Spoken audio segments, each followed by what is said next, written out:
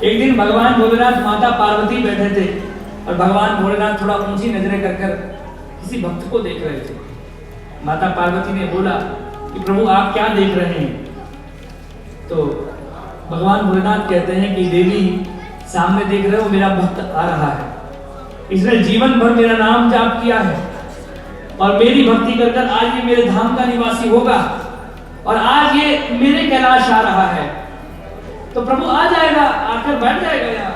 महादेव कहते हैं कि मैं ये देख रहा हूं कि जब ये मेरी तरफ आ रहा है, एक बार भी लड़खड़ाए, अगर ये एक बार भी लड़खड़ाए तो मैं इसके पास जाऊं, इसको लेकर वापिस आऊं। मैं ये देख रहा हूं क्योंकि ये मेरा भक्त है, इसने जीवन भर मेरा नाम जाप किया है। ऐसे भगवान भोलेनाथ है वो सबको खूब खूब आनंदित रखते हैं। कालों के काल महाकाल सब पर कृपा करते हैं मेरे भोलेनाथ। बोलो शंकर भगवान की।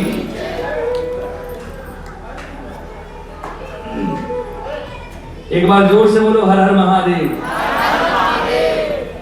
कल के सत्र में हमने शंखचूड़ नामक दैत्य की कथा सुनी और जाना कि भगवान ने कैसे शंखचूड़ का उद्धार किया। वर्णन आता है कि कश्यप और दिति का विवाह हुआ, उनके पुत्र हुए हिरण्यकश्यपु और हिरण्याक्ष। हिरण्यकश्यपु का पुत्र हुआ श्री प्रहलाद जी महाराज, जो भक्तराज प्रहलाद जी महाराज हैं, जिन्होंने नवदा भक्ति का संचार सभी जीवों के मध्य में किया है। ऐसे श्री भक्तराज प्रहलाद हैं। अगर हम सभी भक्तों में कोई विष्णु के भक्तों में, वैष्णव में अगर कोई भक्तों का राजा है तो साक्षात प्रहलाद जी ही हैं, जो भक्तों के राजा हैं। भक्तराज प्रहलाद के पुत्र हुए विरोचन, राजा विरोचन, और राजा विरोचन के पुत्र हुए राजा बलि। राजा बलि कौन हुए? जिन्होंने अपना सर्वस्व 3 लोग जो है वो भगवान वामन को दान किए। और राजा बलि का पुत्र हुआ बाणासुर। ये बाणासुर जो है वो भगवान महादेव के बहुत बड़े भक्तों में गिने जाते हैं। जैसे रावण जो है भगवान महादेव का बड़ा भक्त माना जाता है कि रावण जैसा महादेव का भक्त कौन हो सकता है, जिसने महादेव की भक्ति के लिए अपने सारे शीश दान कर दिए। वैसे ही बाणासुर जो है ये भगवान का बहुत बड़ा भक्त माना जाता है। ब्रह्मा जी कहते हैं कि हे नारद, ये बाणासुर जो है बड़ा बुद्धिमान है, बड़ा वीर है, बड़ा उदारी है, और एक बार इसने भगवान महादेव से शक्ति प्राप्त कर पूरे त्रिलोकी में अपना राज्य कर लिया था। और त्रिलोकी में राज्य कर इसकी राजधानी है शोणितपुर। वर्णन आया इसने देवताओं से मेल ठाना, और एक बार महादेव की भक्ति कर महादेव प्रसन्न हुए तो महादेव ने बोला मांगो बाणासुर, क्या मांगते हो? तो बाणासुर ने कहा कि हे प्रभु, अगर मुझे कुछ देना चाहते तो ऐसा करो, मुझे 1000 बाजुएं दे दो। कितनी? जोर से बोलो। 1000 भुजाएं चाहिए। भगवान ने बोला ऐसे क्यों चाहिए? तो बाणासुर कहता है कि प्रभु मैं किसी से भी लड़ूं तो 2 हाथों से बाण ना चलाऊं, 1000 बाजुओं से लड़ूं, इसलिए मुझको 1000 बाजुएं चाहिए, भुजाएं चाहिए। भगवान शिव ने कहा तथास्तु। और इसी कारण से इस वीर बाणासुर ने, अच्छा बाणासुर की नगरी 2 जगह कही जाती है, बोलो शंकर भगवान की। एक बाणासुर की नगरी कही जाती है उत्तराखंड में, केदारनाथ के बिल्कुल सामने। आपने देखा होगा जो गए होंगे ऊषा मठ, ऊखी मठ भी उसको कहा जाता है। और ऊखी मठ के बिल्कुल सामने एक नगरी है शोणितपुर। 2013 में हमको वहां पर कथा में जाने का सौभाग्य प्राप्त हुआ था। वो लोग कहते थे कि महाराज हम लोग जो हैं वो बाणासुर की नगरी से हैं, और वहां पर आज भी ऐसा कहा जाता है कि हमने देखा भी है कि एक झंडा है, और जब उस झंडे को बाहर निकाल दिया जाए तो वर्षा हो जाती है, और जब अंदर रख दिया जाए तो वर्षा बंद हो जाती है। बोलो शंकर भगवान की। आज भी अगर किसी को लगे कि हाँ भाई वर्षा नहीं हुई तो झंडे को बाहर निकाल दो, वर्षा हो जाती है। आज भी ऐसा होता है। और बिल्कुल उसके सामने जो नगरी है वो ऊषी मठ है, जो बाणासुर की बेटी ऊखा, उसके नाम से ऊषी मठ आज भी है। और कहा जाता है कि जब केदारनाथ महाराज के कपाट बंद हो जाते हैं तो वहां से केदारनाथ महाराज जो है वो कुछ महीनों के लिए जो है ऊषा मठ में जो है स्थापित हो जाते हैं, इसलिए वहां जाकर के दर्शन हो सकते हैं। बोलो शंकर भगवान की। बोलो हर हर महादेव। अच्छा एक नगरी ये कहा जाती है, एक नगरी हिमाचल में कही जाती है, सराहन जो है उसको भी शोणितपुर कहा जाता है। वहां भी एक अनेकों जो है इसका वर्णन बताया जाता है। अब कहाँ होगी वो, मेरा मानने में केदारनाथ जो है वो बिल्कुल सही, क्योंकि लग रहा है ऊषा मठ भी है, महादेव की नगरी भी है, तो ये बिल्कुल सही वो लगता है। और इसकी नगरी है शोणितपुर। और 1000 भुजाओं के कारण इसने ऐसा वर प्राप्त कर लिया है कि महादेव की तपस्या कर महादेव को कहा कि प्रभु आप मेरे नगर के प्रहरी होने चाहिए, ताकि मेरे राज्य पर जो है वो कोई आक्रमण ना कर सके। इसलिए इसके राज्य पर कोई आक्रमण करता है तो ये चुपचाप आराम से बैठा रहता है, महादेव ही लड़ते रहते हैं। बोलो शंकर भगवान की। ऐसा बड़ा वीर था, ऐसा बड़ा भक्त था भगवान का। अब देखो, जब महादेव की इतनी भक्ति करता है तो देवता तो कहाँ होंगे। बोला गया इंद्र को प्रहरी का कार्य दिया, अग्निदेव महाराज को जो है वो पाचक का कार्य दिया, भोजन बनाने का काम दिया, और जो जलदेव हैं उनको बोला गया जलवाहक का काम दिया, यमराज को धर्म करने का कार्य दिया। सबको अलग अलग विभाग इसने अपने राज्य में बांट दिया। अब देखो, देवताओं को जब इसने अपने यहाँ रखा हुआ है तो कोई शत्रु है ही नहीं, क्योंकि देवता ही शत्रु है इनके। जब कोई शत्रु नहीं तो देवताओं को बड़ा होने लगा कि देखो भाई, ये बाणासुर जो है वो सब कुछ ऐसा करता रहता है। तो ये सारे भगवान हरि की शरण में गए। भगवान हरि को कहते हैं कि प्रभु आप कृपा करें। बोलो शंकर भगवान की। अच्छा, बाणासुर ने देखा कि बड़े वर्ष हो गए, इतने वर्षों से युद्ध नहीं किया, तो एक दिन भगवान महादेव का तप करता है, बड़ी कठिन तपस्या करता है। देखो, इसने भी महादेव के बड़े तप किए हैं, और इस बार तप करता है तो क्या मांगता है, प्रभु को कहता है कि प्रभु एक बात बताओ, आपने मुझको ये 1000 बाजुएं दी हैं, लड़ूं किसके साथ? जो लड़ने वाले वो तो मैंने नौकर बना रखे हैं, अब इन बाजुओं से क्या अपनी पीठ खुजाऊं? ये बाजुएं दी क्यों दी है? भगवान महादेव कहते हैं मेरा भक्त होकर इतना महान का ये ठीक नहीं। भगवान महादेव कहते हैं बाणासुर, मैं आशीर्वाद देता हूं, एक दिन ऐसे वीर के साथ तुम्हारा सामना होगा कि तुम्हारी सारी बाजुएं कटकर रह जाएंगी।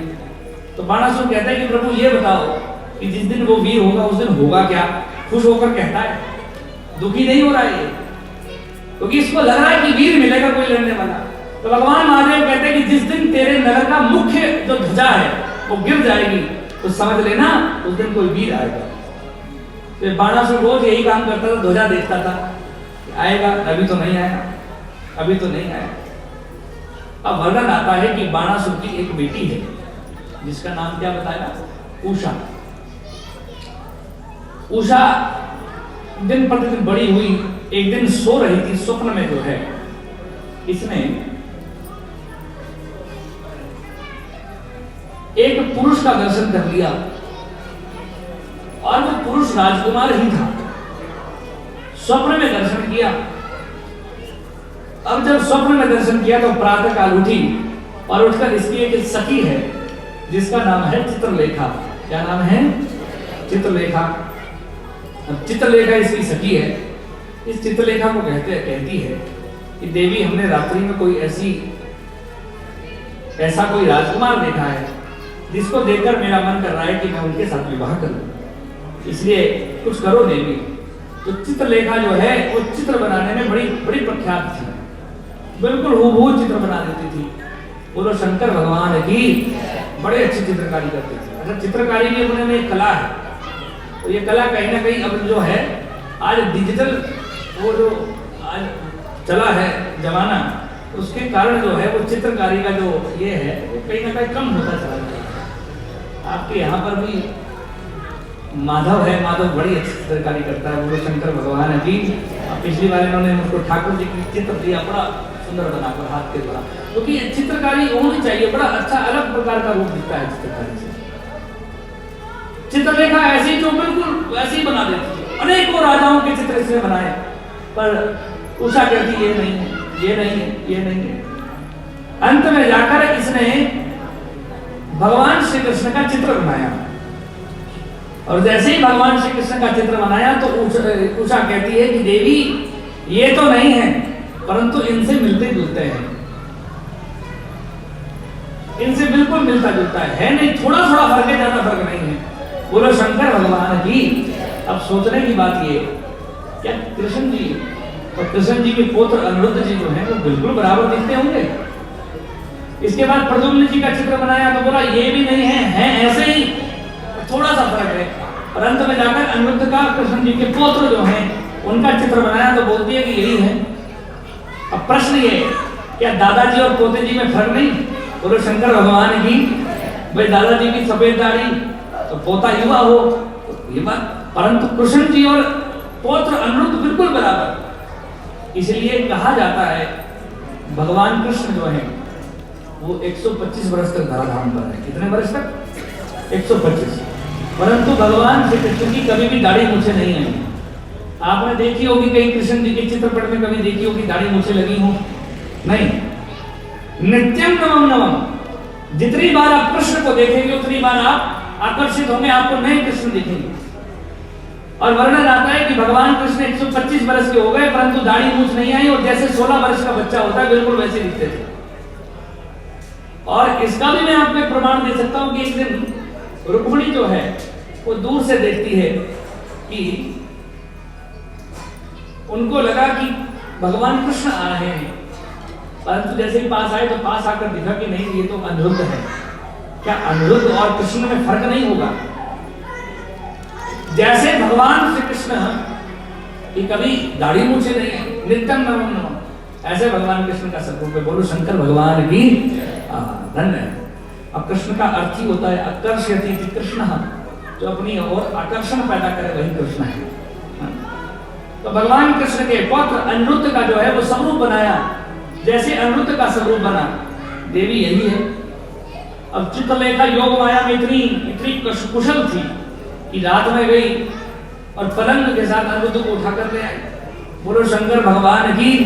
देखो सखा हो तो कैसा हो, एक सखी के लिए जो है वो अनिरुद्ध को उठा कर ले आई पलंग से, क्योंकि योग माया में बड़ी प्रवृत्त थी, बड़ी चतुर थी। और पलंग से उठाकर जब ले आई तो अनिरुद्ध ने जब उषा को देखा, उषा ने अनिरुद्ध को देखा तो इन दोनों को प्रेम हो गया।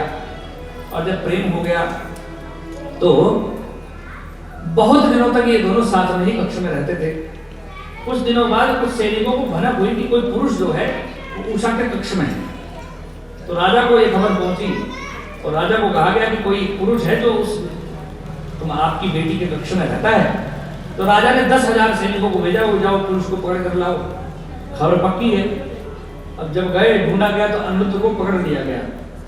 अनिरुद्ध को पकड़ा गया और पकड़कर बांधा गया और मृत्युदंड की तैयारी कर ली। जब मृत्युदंड की तैयारी की तो मंत्र ने कहा कि हे अनिरुद्ध, तुमने निश्चित है पाप किया है, और जब तुमने ऐसा अपराध किया है तो आप अपनी हार स्वीकार कर दो, समर्पण हमको कर दो, हम तुमको छोड़ देंगे, मृत्युदंड नहीं देंगे। भाई तुम भी बच्चे हो। अनिरुद्ध कहता है कि हम कृष्ण जी के वंशज हैं, हम समर्पण नहीं करते, आप चाहे मान लो, उनको कोई दिक्कत नहीं। तो वर्णन आता है कि उसी समय जब अनिरुद्ध जी को मारने का प्रयास किया जाने लगा तो उस समय अनिरुद्ध जी ने काली माता का स्तवन किया। बोलो काली मैया की।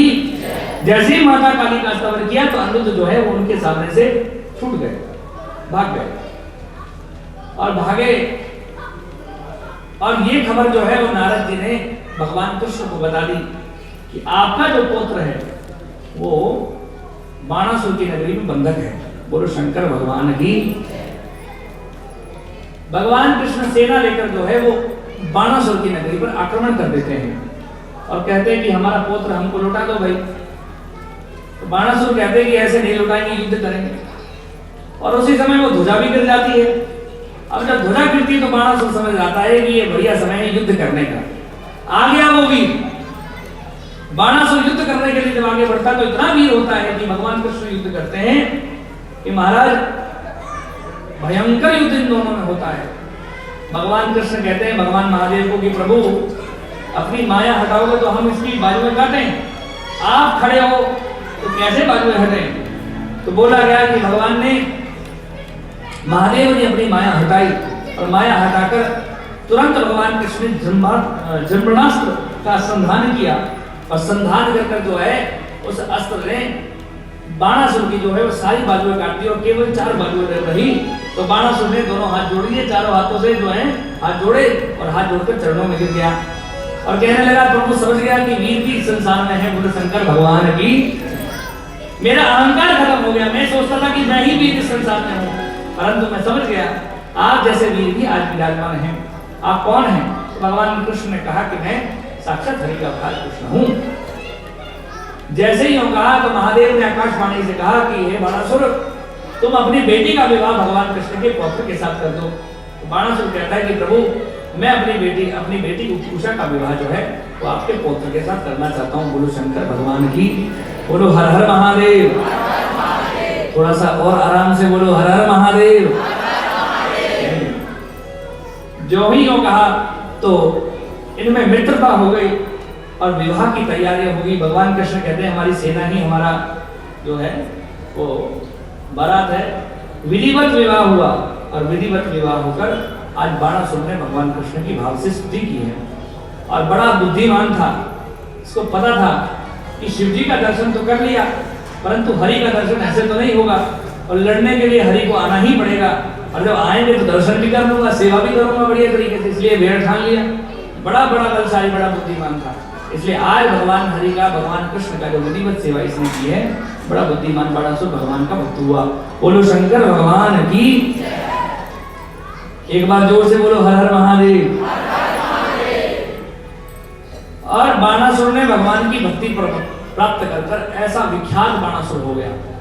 और निश्चित है हम सभी को भी ऐसा लगता है कि हम भी भगवान की ऐसी भक्ति जरूर करेंगे जो कहीं ना कहीं तो बिलासपुर में तो थोड़ी बहुत ख्याति हो ही जाए।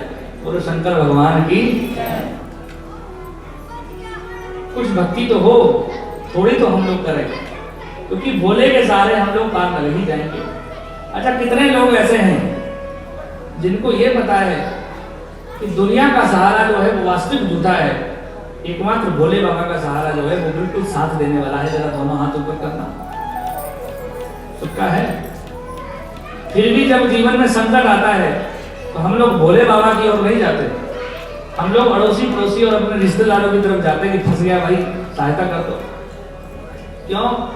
जब सहारा एकमात्र भोले बाबा है तो सहारे की तरफ दौड़ो और उनसे रिश्ता जोड़ो कि प्रभु आप ही मेरे हैं और मैं भी आपका हूं। बोलो शंकर भगवान की।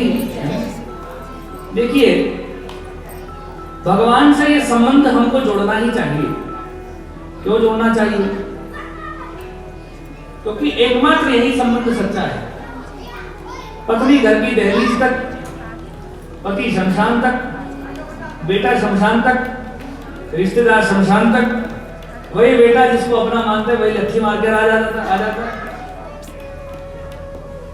अंत समय मरघट में जाकर ठोक लकड़ियां देंगे। अंत समय मरघट में जाकर जो है जो अड़ोसी पड़ोसी थे जिनसे बड़ी लड़ाई झगड़ा होता था वो भी लकड़ी ठोके के जल जाए सब ठीक हुआ। और बेटा तले वो धनवान को, बेटा जो है वो धनवान को तले गए, पिताजी ने कितना नहीं छोड़ा और वही आग लगाकर आएगा, इसको अपना माना। और उससे बाद की यात्रा जो होगी वो बिल्कुल अकेली होगी। बोलो शंकर भगवान की। और इस यात्रा में अगर कोई हमारा साथी होगा, साथ देने वाला होगा तो एकमात्र महादेव और जिसकी भक्ति हमने की है वही हमारा साथी होगा। इसलिए भोले बाबा के सहारे हम लोग भगवान महादेव का दर्शन, भगवान की भक्ति करते हुए भगवान का दर्शन हम लोग निरंतर करें, ऐसा मेरा आप सभी के लिए जरूर कहना है। क्योंकि एक बड़ा सुंदर सा भजन है, आइएगा मेरे साथ सभी गाइएगा। बोलो शंकर भगवान की। क्योंकि हमारे मध्य में कुछ संत भगवान भी पधारे हैं, कुछ भक्तगण भी पधारे हैं। महाराज श्री बैजनाथ और हरिद्वार से पधारे हैं, कुछ रामा भवन से, नाहन से भक्त पधारे हैं, ओदेवाला हरिपुर खोल से भी कुछ भक्तगण पधारे हैं। एक बार जोरदार तालियां सबके लिए बजाइए। अब देखते हैं जब इन सभी के घर में गांव में कथा होगी तो बिलासपुर वाले कितने की पहुंचते हैं। अब ये भी तो देखना है ना, क्योंकि आदान प्रदान दोनों तरफ से चलता है। केवल आदान नहीं चलता, प्रदान भी चलता है ना। आदान प्रदान ये आए, अब जब वहां कथा होगी तो आपको आना पड़ेगा। बोलो शंकर भगवान की। एक तरफ रिश्ता थोड़ी चलता, दोनों तरफ चलता है। तो इनमें वैसे भी कुछ भक्तगण होंगे जो घर जाने होंगे तो हम भजन करेंगे। उसके बाद कमेटी के सदस्यों से ये वो रहेगा कि आप लोग सबको सम्मानित करेंगे। जो लोग पधारे हैं उनके अतिथि भी पहुंच गए होंगे। बोलो शंकर भगवान की।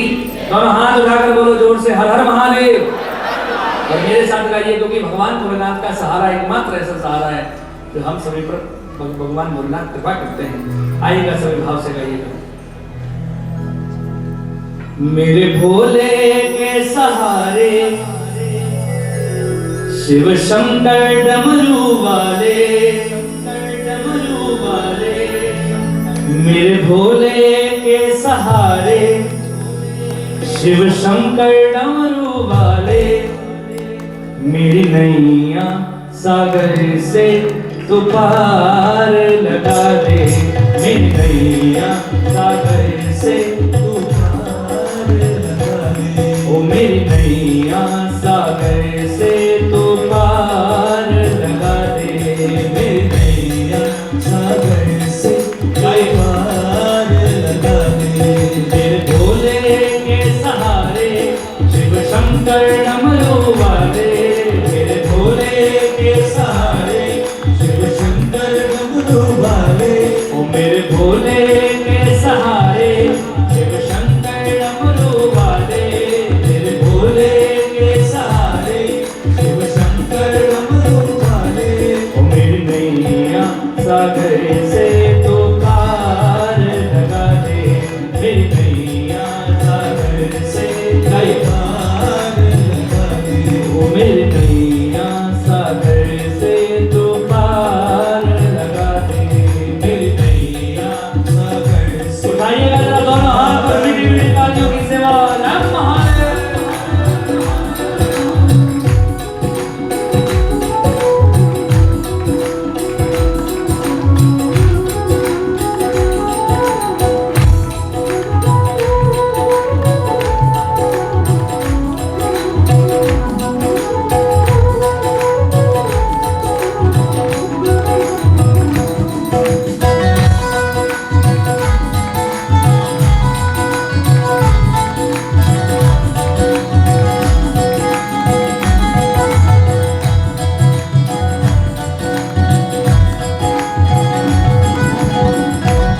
कृपा करो गंगाधारी, मैं हूँ शरण तिहारी, कृपा करो गंगाधारी, मैं हूँ शरण तिहारी, कृपा करो गंगाधारी, मैं हूँ शरण तिहारी, कृपा करो गंगाधारी, मैं हूँ शरण तिहारी। तू है सबका सहारा, तू है पालनहारा, तू है सबका सहारा, तू है पालनहारा, तू है सबका सहारा, तू है पालनहारा, तू है सबका सहारा, तू है पालनहारा, ओ मेरी नैया सागर से तू पार लगा दे, मेरी नैया सागर से तू पार लगा दे, ओ मेरी नैया सागर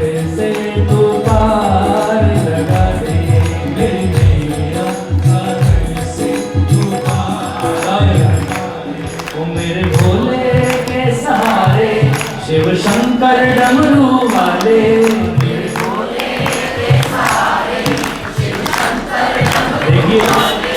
गा लीजिए, आज का दिन है और कल का दिन बचा है, उसके बाद तो पता नहीं शिव कथा का आनंद हम सबको कब प्राप्त होगा। इसलिए प्रभु भोलेनाथ को गाइए कि प्रभु 8 दिन हो गए आपका दर्शन करते हुए, निश्चित है आप कृपा करेंगे। गाइए, ओ मेरे भोले के सहारे शिव शंकर डमरू वाले, मेरे भोले के सहारे शिव शंकर डमरू वाले, ओ मेरी नैया सागर से तू पार लगा दे, मेरी नैया सागर से तू पार लगा दे, ओ मेरी नैया सागर से तू पार लगा दे, मेरी नैया सागर से तू। बोलो शंकर भगवान की।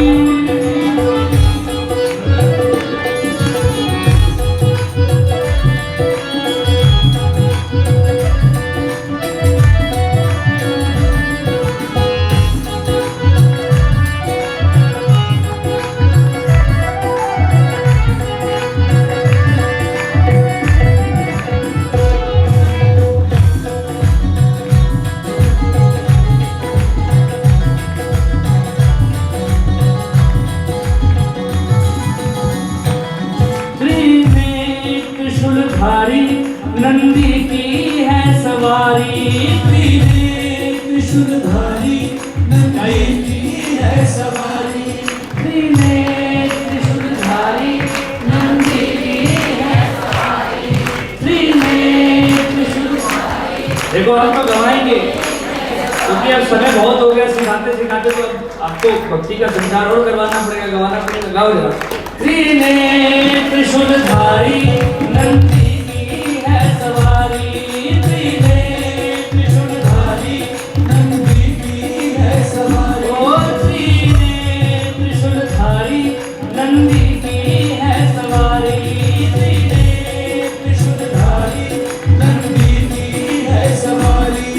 भक्तों के सुख दाता जगदीश विधाता, भक्तों के सुख दाता जगदीश विधाता, भक्तों के सुख दाता जगदीश विधाता, भक्तों के सुख दाता जगदीश विधाता। ओ मेरी नैया सागर से तू पार लगा दे, मेरी नैया सागर से तू पार लगा दे, ओ मेरी नैया सागर से तू पार लगा दे, मेरी नैया सागर। और उठाइएगा दोनों हाथ और भगवान भोलेनाथ को कहिए प्रभु मान कीजिएगा, मीठी मीठी तालियों की सेवा।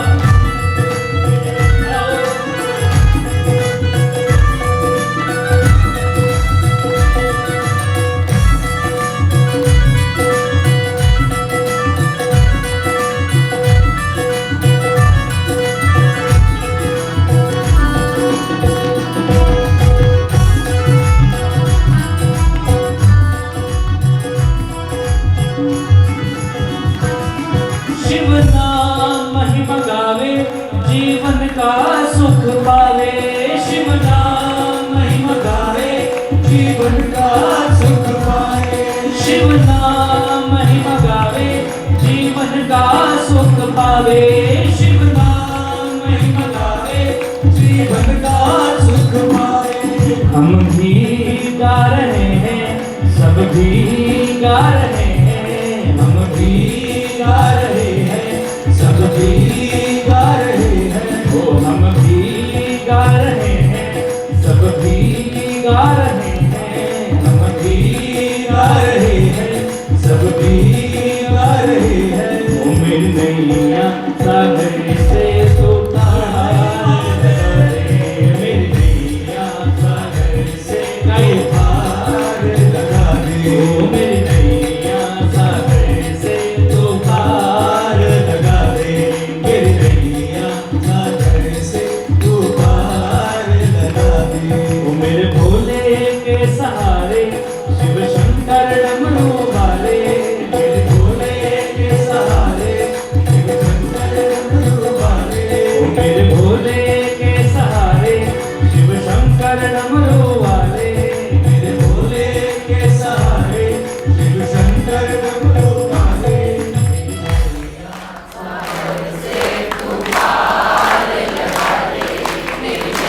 जोर से बोलो,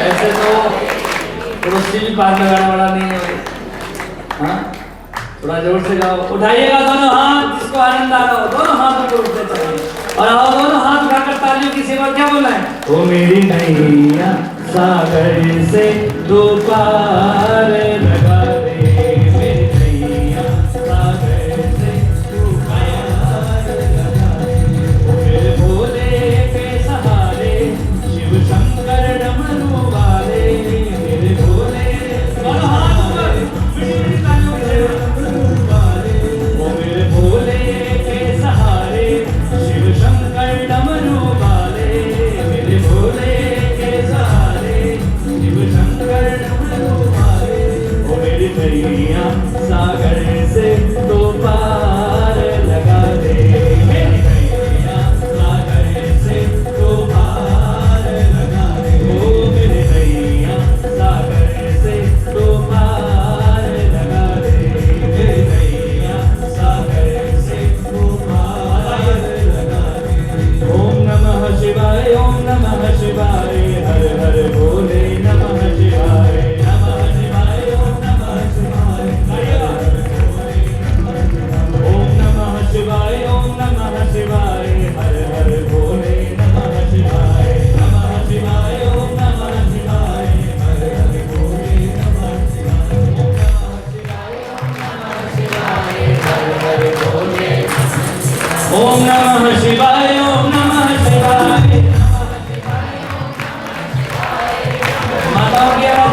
की आवाज ओम नमः शिवाय ओम नमः शिवाय नमः शिवाय ओम नमः शिवाय नमः शिवाय ओम नमः शिवाय नमः शिवाय ओ हर हर बोले नमः शिवाय हर हर बोले ओम नमः शिवाय ओम नमः शिवाय हर हर बोले नमः शिवाय नमः शिवाय ओम नमः शिवाय हर हर बोले ओम नमः शिवाय ओम नमः शिवाय हर हर बोले नमः शिवाय नमः शिवाय ओम नमः शिवाय हर हर बोले शिव शंकर महादेव की एक बार जोर से बोले हर हर महादेव। आवाज थोड़ी कम है, दोनों हाथ उठाकर जोर से बोलो हर हर महादेव हर हर महादेव। तो ओ मेरे भोले के सहारे शिव शंकर डमरू वाले मेरी नैया सागर से तो पार लगा दे मेरी नैया सागर से तो हे भोलेनाथ इस भवसागर रूपी समुद्र से मेरी नैया को पार लगा दीजिए, तुमको हम पर कृपा कर दीजिएगा। और हमारे मध्य में आज के मुख्य अतिथि जी पहुंच गए, एक बार जोरदार तालियों से धन्यवाद कीजिएगा। और एक तालियों की सेवा आपसे चाहूंगा, जिन्होंने हमारी सबसे पहली भागवत कथा करवाई थी वो महिमानंद जी हरिपुर खोल से यहाँ पर बधा रहे हैं, एक बार जोरदार तालियों से उनका धन्यवाद कीजिए। क्योंकि आज हम गा रहे हैं इन्हीं के कारण है, क्योंकि पहली बार कथा कोई नहीं करवाता, बोलेगा पता नहीं बोल पाएंगे कि नहीं बोल पाएंगे, तो इसलिए इन्होंने करवाई, तो बड़ा धन्यवाद इनका है। और माता जी भी पधारी, एक बार जोरदार तालियां इनके लिए जो बैजनाथ से यहाँ पर पधारी हैं। और रामा भवन से भी भक्तगण पधारे हैं, आज तो बड़े दूर दूर से सब लोग आए हैं, तो एक बार पुनः सबके लिए जोरदार तालियों की सेवा कीजिए। और ये भी सौभाग्य है कि बिलासपुर की पावन धरती पर महादेव के भक्त पहुंच रहे हैं, ये हम आप सभी का जरूर बहुत बड़ा सौभाग्य है। हरिओम।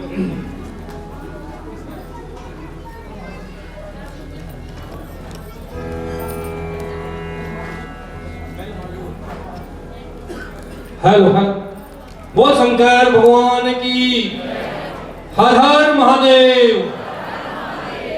आज हमारे मध्य हिमाचल से हमारे मंत्री आए हुए हैं, मैं मंत्री से विनती करूंगा वो आके महाराज जी को सम्मानित करें।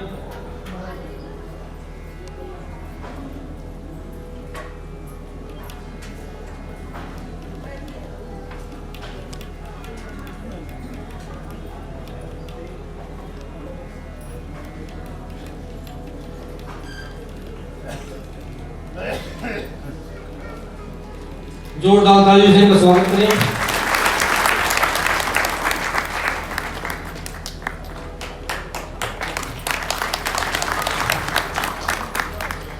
आज के हमारे मुख्य अतिथि Shri Awadh Bansal ji PC rice mill वाले हमारे मध्य पहुंच चुके हैं।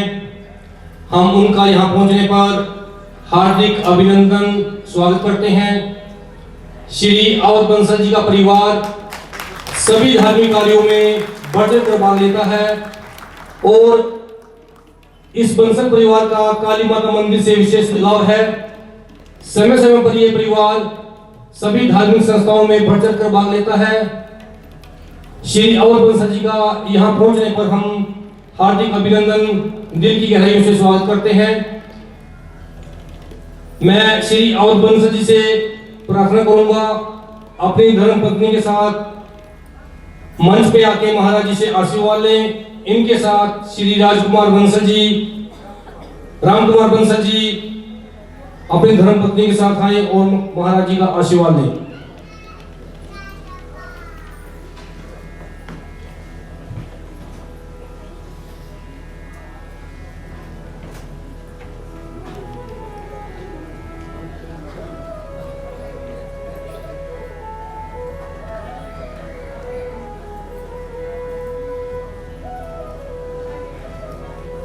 जोरदार तालियों से स्वागत करें।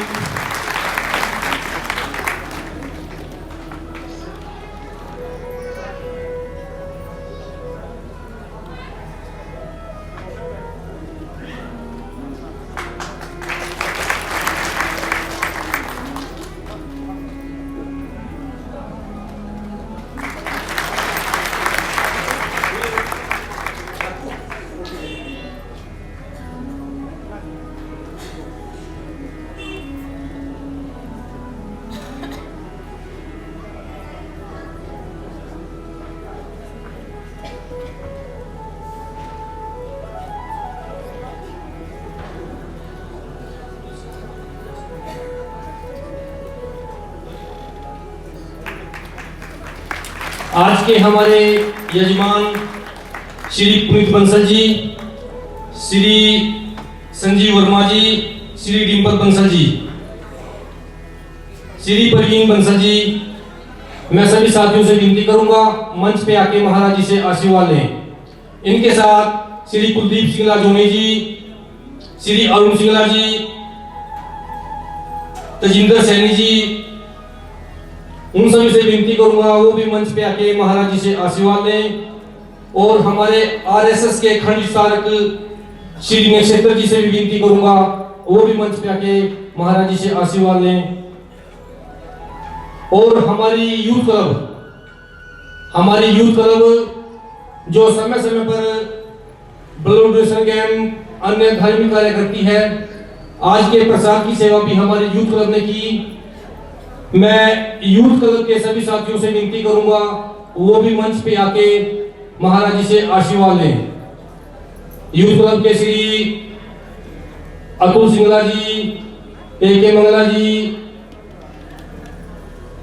अन्य साथी जो भी आए हुए हैं सभी से विनती करूंगा वो मंच पे आके महाराज जी को सम्मानित करें, मैं उनका आशीर्वाद लें।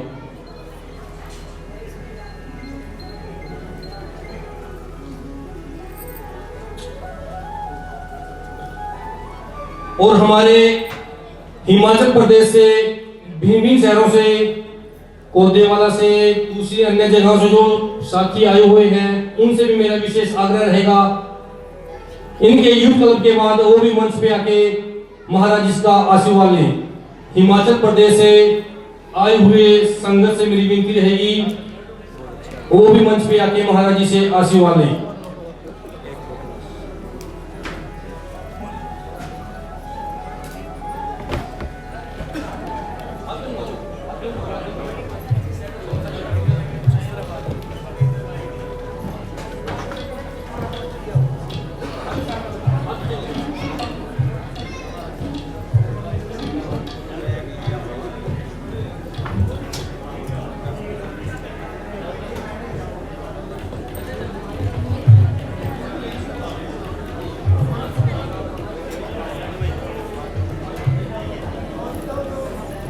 हिमाचल से जो हमारी माताएं बहनें आई हुई हैं उनसे भी विशेष विनती वो भी मंच पे आके महाराज जी से आशीर्वाद लें।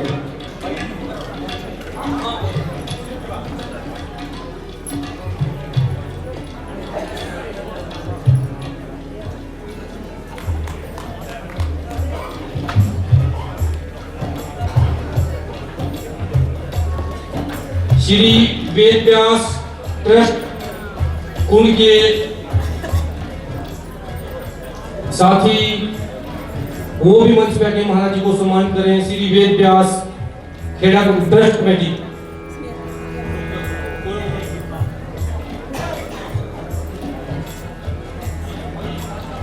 मेरा हिमाचल से आई हुई संघ से आग्रह रहेगा वो मंच पे आके महाराज जी से आशीर्वाद लें।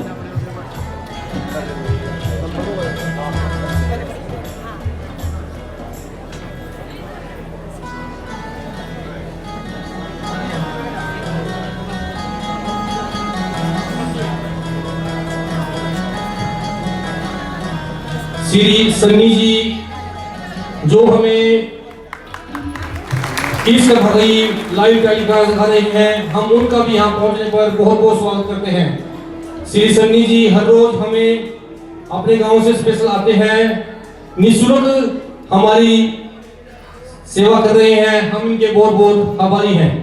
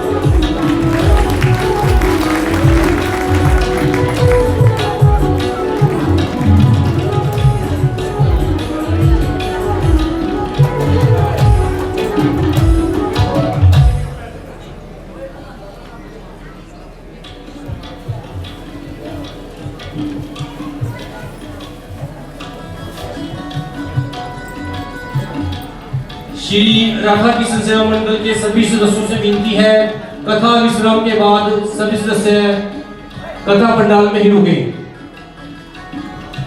श्री राधा कृष्ण सेवा मंडल के सभी सदस्यों से विनम्र प्रार्थना, कथा विश्राम के बाद कथा पंडाल में ही रुके।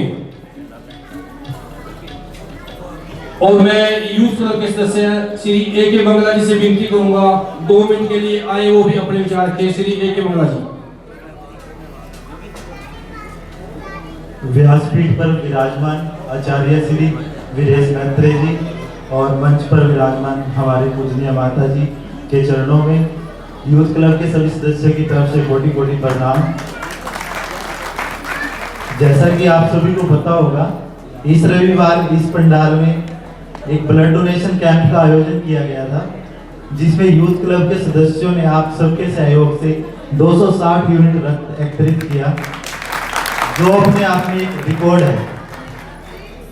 तो उसके लिए मैं श्री राधा कृष्ण सेवा मंडल के सभी सदस्यों का बहुत बहुत धन्यवाद करता हूँ। पिछले वर्ष भी इन्होंने हमारा ऐसे ही साथ दिया था और इस वर्ष भी, तो मैं आगे भी चाहूंगा कि इसी तरह आपका साथ बना रहे और महाराज श्री का आशीर्वाद बना रहे।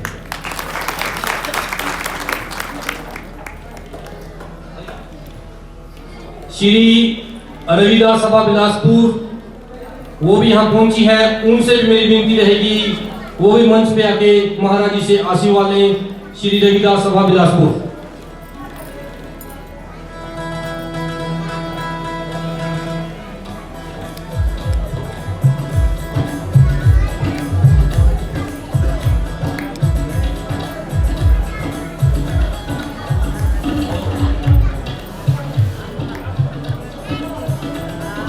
सभी तब तक कीर्तन करते रहे जब तक पहुंचे। ओम नमः शिवाय, ओम नमः शिवाय, हर हर भोले नमः शिवाय, नमः शिवाय, ओम नमः शिवाय, हर हर भोले नमः शिवाय, नमः शिवाय, ओम नमः शिवाय, हर हर भोले